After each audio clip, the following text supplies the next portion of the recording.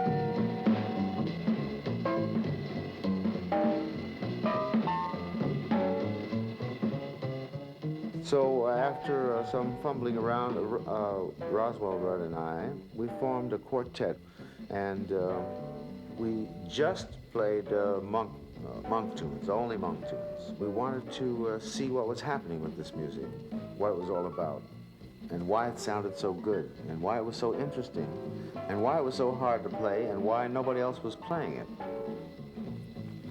And we also wanted to see what would happen if you only played that if you did not play all the standard tunes that everybody else was playing, and you played only these tunes. What would that sound like? And also, this was music by a pianist, by a composer, and here we were playing without a piano in the group. Well, all these questions and 1,000 others were very interesting to us. This was a laboratory group we had.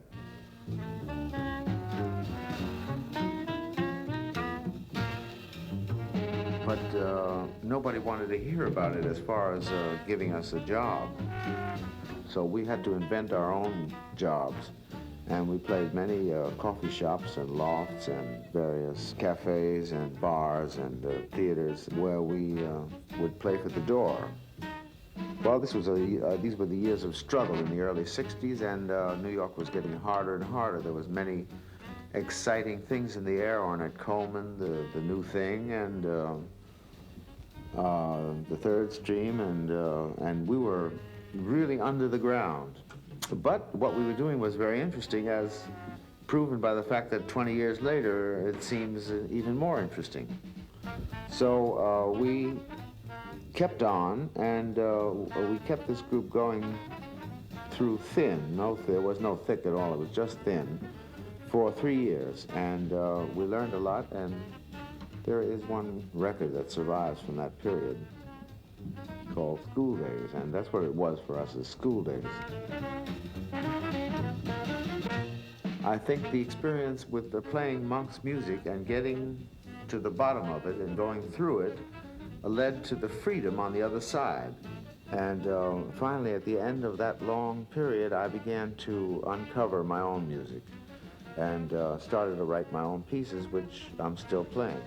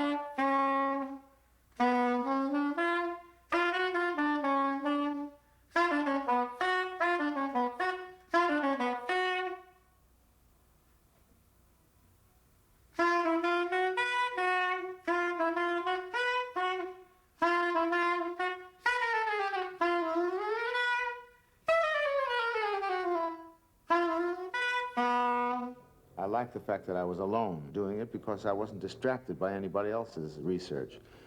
But around 1960, after I'd been playing it for about 10 years, Coltrane took it up.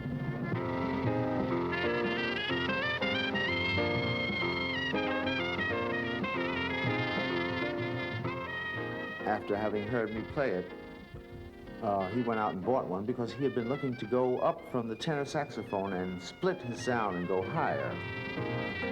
And the soprano was the way he found that he could do that.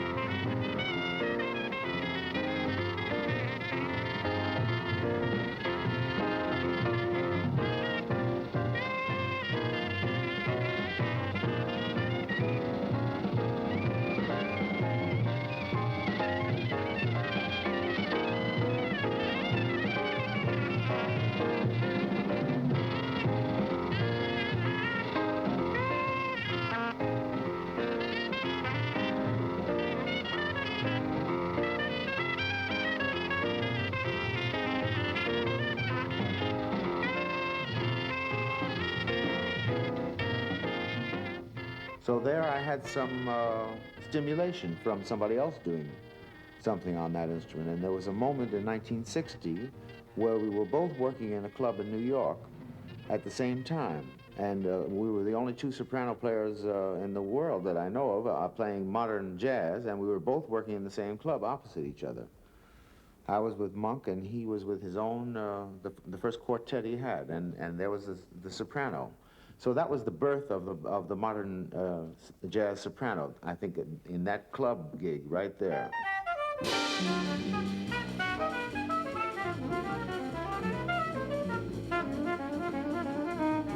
The soprano is like the ungrateful child. It's the difficult child of the family, the high, shrill infant. And it's a difficult instrument because it's small and it tends to be pinched and out of tune and difficult to control. Like hysterical, it has a tendency to go hysterical.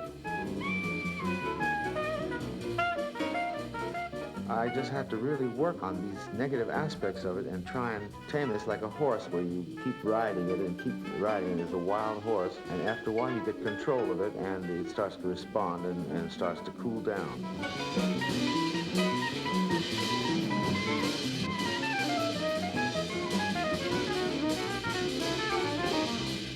It's a long process. It took me, well, I'm still working on it. It's 33 years now, and I'm still grappling with the instrument's mystery.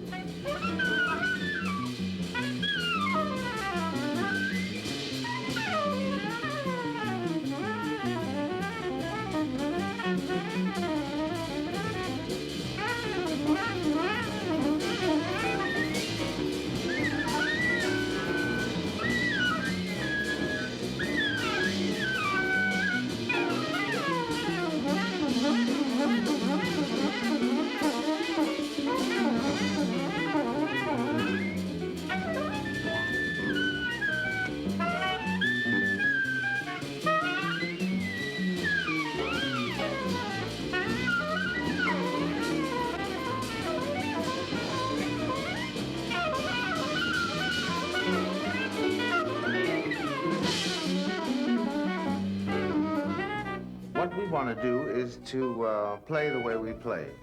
And that's what all the jazz musicians do. They play the way they want to play. But things were getting tough in the 60s in New York, and there was less and less work to be had.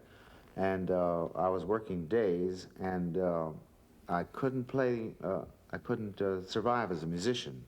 So that's when I wanted to get out of New York. And when I hit Europe, I saw that there was enough work for me so that I could do just that, play and be a musician. And that's what I wanted to do. So I stayed in Europe, and I've been there ever since. I stayed in Europe long enough to form a quartet, and this quartet was the one that broke the barrier for me with the freedom in the jazz language at that time.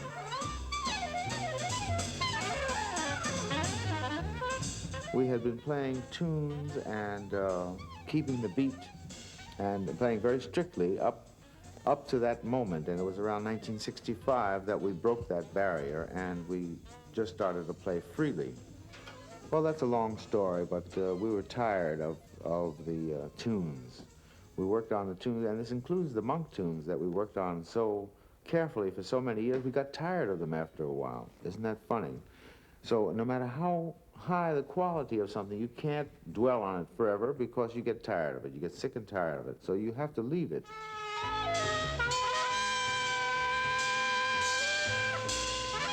So that lasted about a year or so, where we just played completely freely. But that group, you see, one group goes out of another group. I mean, each group is built on the precedent group. It's built on the experience and the sound of the precedent groups.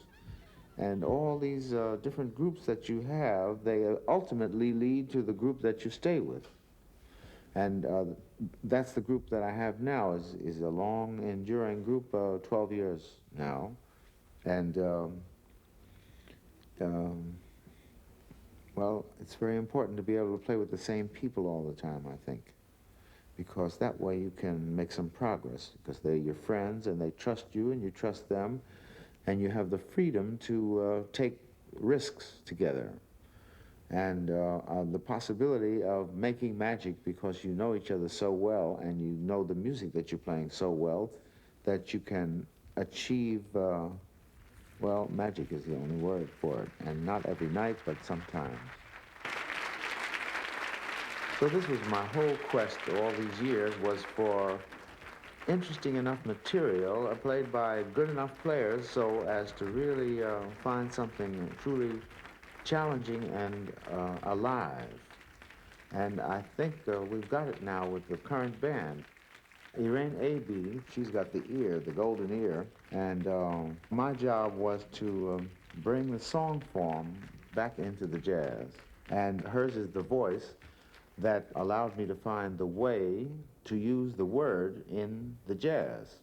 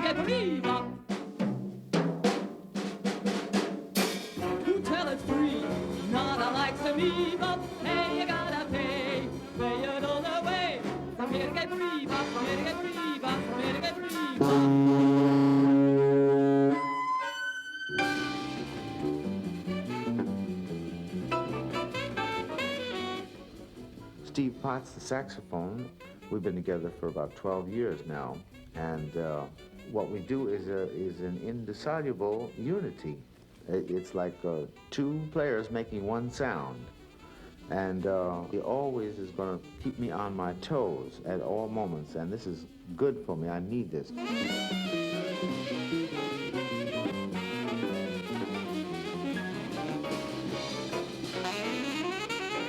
Oliver Johnson at the drums. You know, at the heart of the jazz is the drums, and so a really good drummer who knows what to play is my primary need. And, well, Oliver has been with us for about 10 years now, and he's the greatest. Jean-Jacques Avenel at the bass is our own discovery. We heard him when he was just out of his teens, and he's been playing with us a long time in Paris. The key to this band is, of course, the keyboard man, Bobby Few. He's one of the reasons I moved to Paris from Rome, because Bobby Few was one of the flash musicians I met at that time.